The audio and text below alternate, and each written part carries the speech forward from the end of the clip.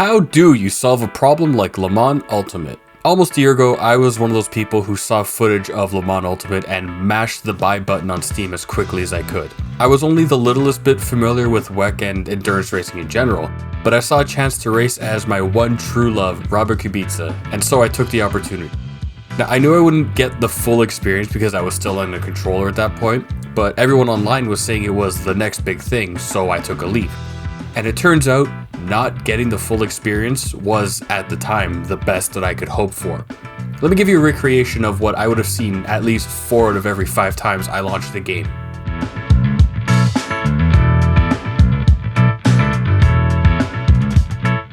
On the rare occasion that the game would load, if I was lucky, I might get a lap or 2 done before something bricked on me. Now my computer's not terrible. I have a 3070 Ti, I have an i7 13700K CPU and 32 gigs of RAM, well above the game's recommended settings. And no amount of tweaking in the game settings or the Nvidia settings themselves would rescue the game for me. So I found myself unable to race as my beautiful Polish king, and I moved on to other things, F1 mostly. And for a long while, that was the end of Le Mans Ultimate for me. A game that could have been fun, but worked less than I did back when I was an unmotivated high school NEET with more gaming consoles and social skills. But not that long ago, I saw that they'd added a free McLaren 720 and I was intrigued. 720 is my main car in ACC, so I figured it would be a good base point to try the game out again after nearly a year of not touching it. So I downloaded the game again, got my free McLaren in, and learned the ropes. Before long, I was driving hypercars, learning about virtual energy, and putting in laps. And I got to thinking, why was I so against this game in the first place? Well, that's the question, isn't it? So I've gathered the things that I felt were issues the first time around, and I found some more online from back when the game launched, and decided to see how the game fares now versus the issues then.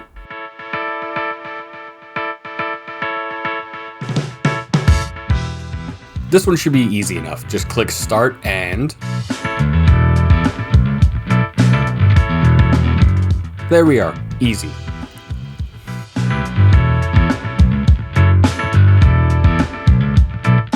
Okay, so this was a big one for me. At the time, I spent $50 Canadian on the game, and at the time, it was little more than a track day simulator. At that point in time, I felt like Le Mans Ultimate was giving me less than Rennsport was. Or at least less value for the money, since Rennsport cost me $3.99 and gave me more cars to drive. When the first Le Mans Ultimate DLC came out, I remember thinking, but the game doesn't work. How is the DLC gonna work if the game doesn't run? I know this was a me issue and I was still sore about not being able to drive as my beautiful Polish paramour, but the fact that the game was holding out to an early access tag and putting out DLC and even a season's pass that cost more than the game itself, it felt wrong to me. But now I'm older and I've seen some shit and I've mellowed out a bit, so it's not a thorn in my paw like it was when it was all announced. Plus, I also see the side where if they're going to make and refine the game, they're going to need to be able to fund it. As it stands now, I'm pretty happy with what the game has to offer. I'm not big on online racing, but the game is clearly on the upswing and has great potential, so I'm more than happy to support what's going on here. Although that is $120 of support for a game that's still in early access. If you could justify it, there's really no reason not to spend it, at least on the base game.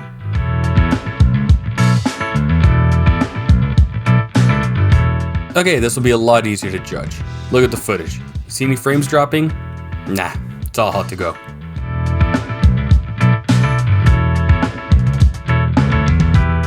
This was my personal biggest gripe with the game when it came out initially. If I was blessed and I rolled high enough to pass the check and get into the game, I damn well better not make any mistakes or need to change any settings, because if I pause the game, brick.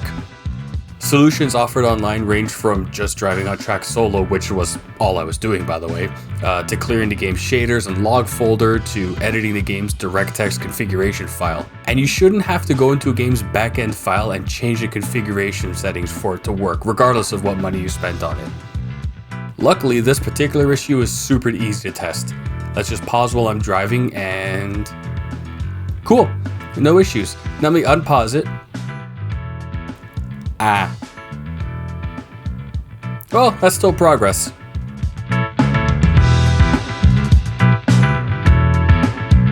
Okay, so this is a tricky one for me to judge, because for a while after the re-download, everything was great. And recently I updated my computer to Windows 11 and the menus were a little more janky. So it's fine, It's not like it used to be, but there's a little bit of stuttering going on. I'm not sure if it's a me issue, I don't know if it's a game issue, but they don't freeze. The menus don't freeze, and that's a big improvement over launch. Hopefully a future update will make everything smooth again, like a dolphin. Dolphin smooth.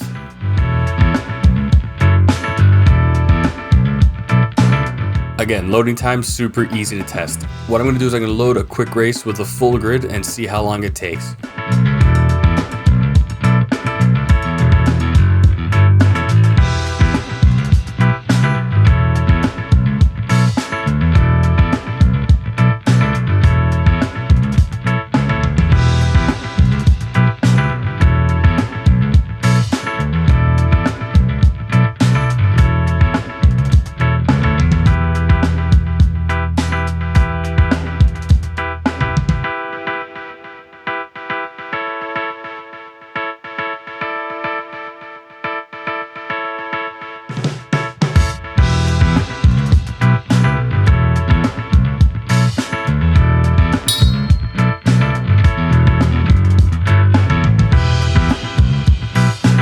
Okay, so this was an issue that I got from the internet.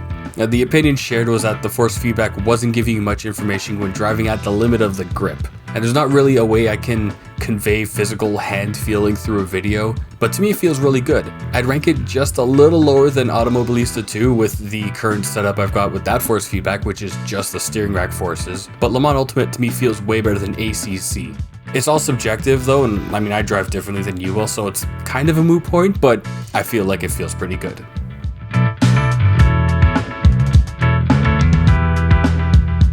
So we've actually already tested this one with the loading time session, and you know what? No issues. Hypercars are all where they gotta be, LMP2s are where they all gotta be, GT3 cars are all where they gotta be. It's all good.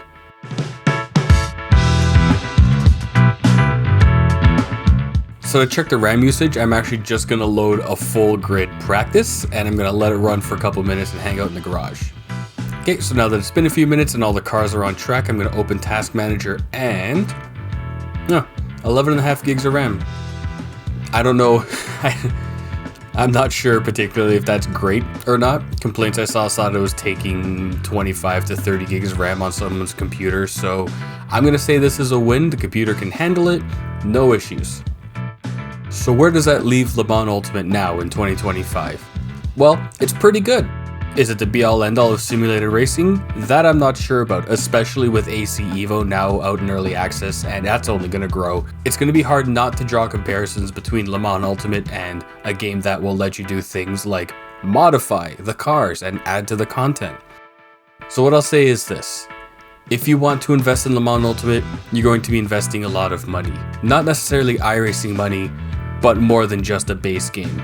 And if you love endurance racing, and if you love hypercars, and especially if you love the sound of hypercars, holy crap, this game has great sound design. It is so worth your money. All in all, Le Mans Ultimate is a fantastic game that's come such a long way since it launched a year ago. And really, there's nothing but upside coming, and something to be really excited about.